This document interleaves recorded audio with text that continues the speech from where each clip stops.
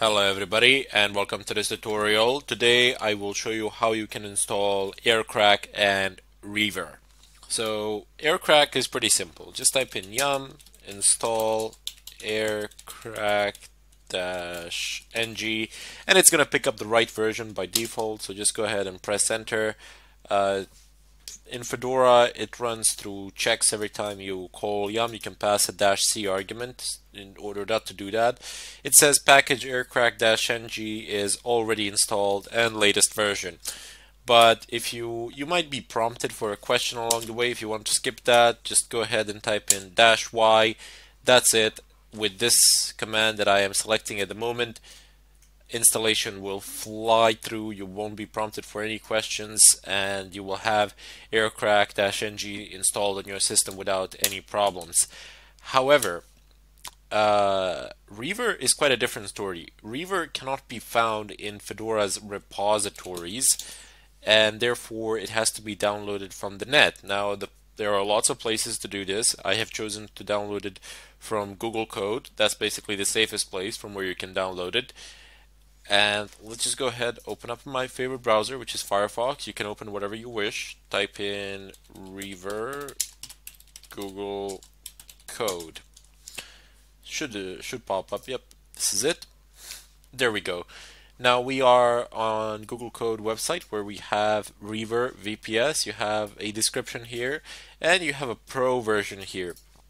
Basically, the difference between the Pro version and the one that we're getting for free is this graphical user interface, which, I mean, let's face it, if you're a pen tester, you or a white hat hacker, you're not going to be using that much of a GUI. I mean, pretty much not at all. Optimized pin sequencing, this just means that it's going to try pins in a certain order, which is more likely to succeed than the default one, according to someone, but not necessarily true. And integrated WEP cracking, and as I said, you don't really need WEP.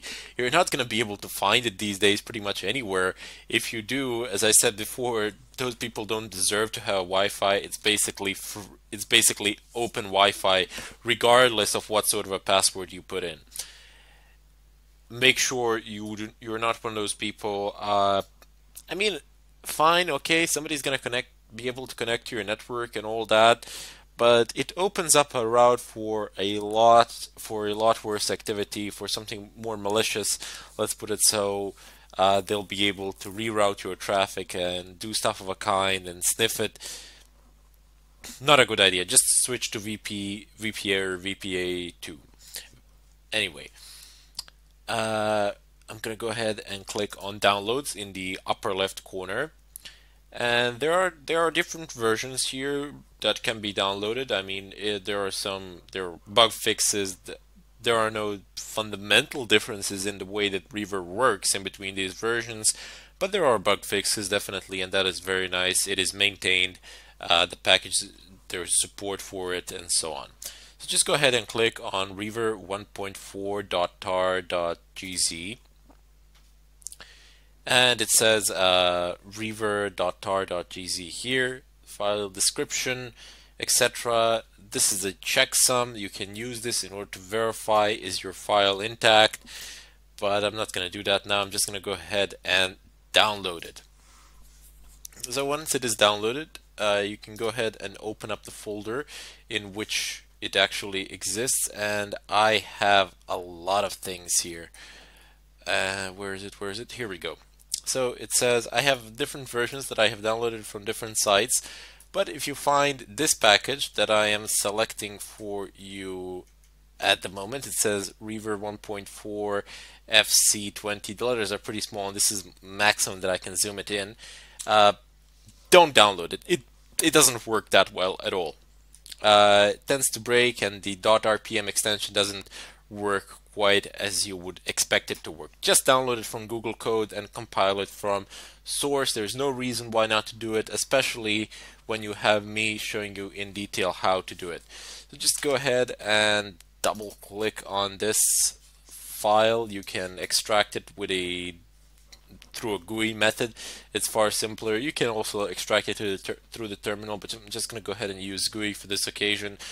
This is one of the advantages of Linux over Windows. By default, it will be able to unpack pretty much anything. Zip, tar,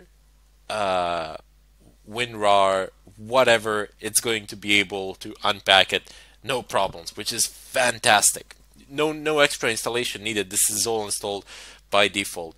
So let's just go ahead and click on extract.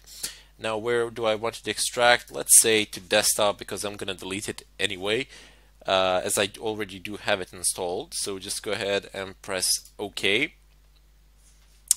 And right. No, give me desktop. Sorry for this. Okay, and yeah, I've just issued just told it to do it twice. Oh well, apply to all, overwrite. We're not gonna lose a lot of time there, as the extraction process is relatively fast. Okay, so let's just go ahead, go back to our terminal, navigate over to desktop. Oops, desktop, and I imagine I have a lot of things there. Nope, it's not this one. Okay, so cd home chronic desktop, enter ls, and do I have it here? Yep, there we go. So clear, oops, clear. Let me just show you that I do in fact have it. Ll. It's much neater if I do it like this, and there we go. Reaver 1.4. Let's navigate over to that folder.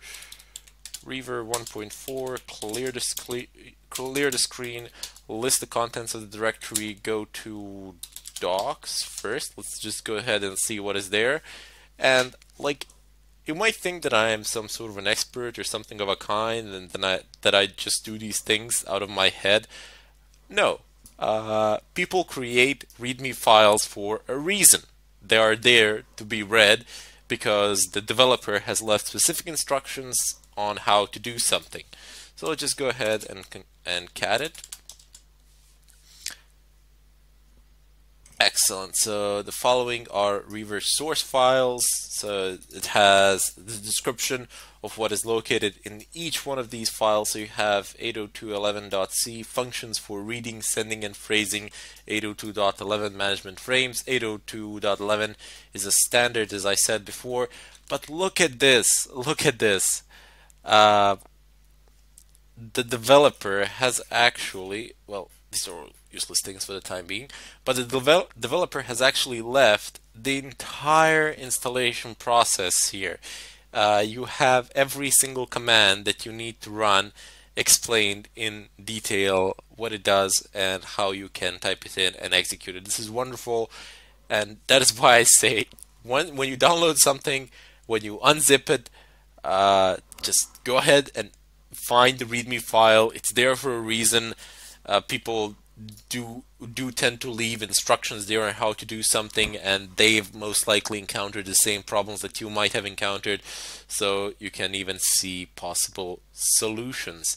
Anyway, you can check this inscription out, or not an inscription but the text. Reaver is only supported and only supported on Linux platforms, requires libcap, this libsql SQLite3, and one more. Can't really pronounce this.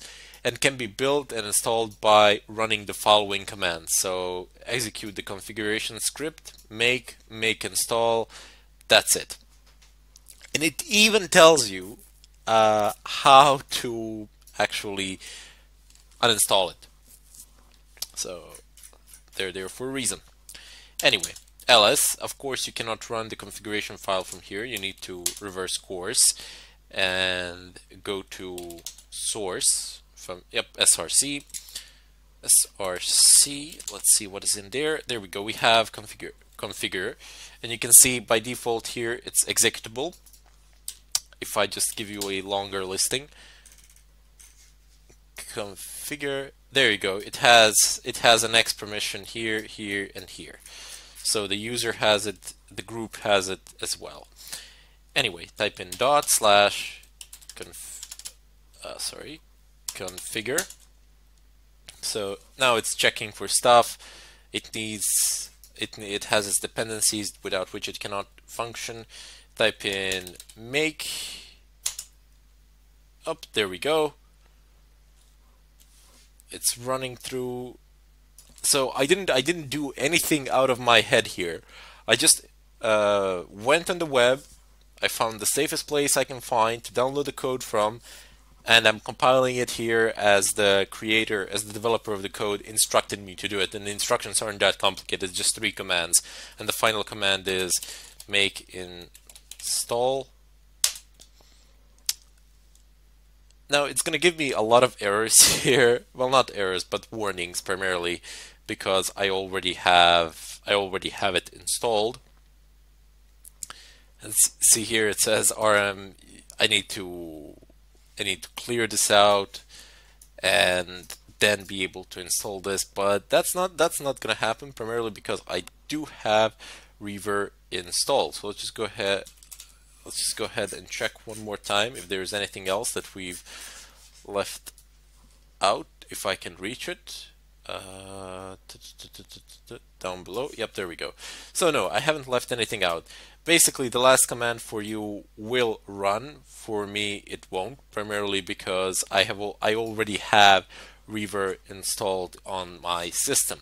If there are any problems, feel free to post it in the question section. I will be more than happy to help you out. Let's just go ahead and clear this out. Let's test it. Let's see. So type in reaver --help. Excellent. It is installed. It is functional. It is responsive to our commands. And here is the syntax for Reaver. This is the basic syntax. Of course, you can pass all of these arguments to it, and there are quite a lot of them. Basically, what you say is -I for network interface and -B for BSSID, or for the MAC address. Simpler put quite simply, for the MAC address, here you have it. This is just a sample MAC address that has been generically placed here. And of course, we have, even for Reaver, -VV for double verbose output, which is fantastic. Let's just go ahead and clear the screen. That was a way in which you could have installed Aircrack and Reaver in Linux. But just in case you are a Windows user, I'll show you how to do it in Windows. Until then, I bid you farewell.